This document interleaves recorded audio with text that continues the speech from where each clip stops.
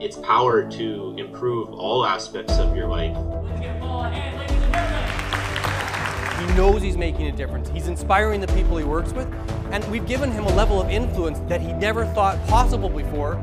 Incredibly high energy. Everyone was very engaged, and it's based on science. As someone who hires a speaker, that was very important. Two brain cells are going to come together when there's some new stimulus. We would recommend Paul to anybody.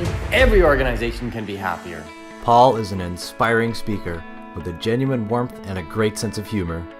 His fresh perspective on leadership, employee engagement, and wellness creates energy and enthusiasm with any audience.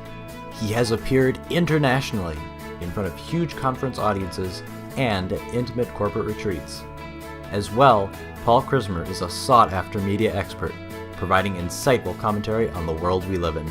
The United Nations measure that you just reported on has a number of different factors, but the simplest way is to measure people based on their own self-report of their subjective well-being. So that's really just asking people, how happy do you feel? Paul's 20 years as a corporate senior leader and his own driven approach to life goals and lifestyle inspired his best-selling book, Whole Person Happiness: How to Be Well in Body, Mind, and Spirit. As we do more and more of the same thing, our brains get stronger and stronger at doing them. Now, the reason why I've told you all this is because if we can automate positive emotions into our lives, then we get that success that I talked about earlier. If we can lay down enough good neural pathways so that happiness comes more readily to us, then we will simply be happy more automatically. Does it make sense? Right? I'd say, shut up, I'm about to shoot. In my case, I'd shoot really fast, but nevertheless, I would be unhappy if somebody interrupted me while I'm in that state of flow. I'm always my own laboratory. So as soon as I read this 4 or 5 years ago, I started doing it, of course. And I started recording 3 things that went well. And at first, I was a bit embarrassed. I couldn't come up with 3 things.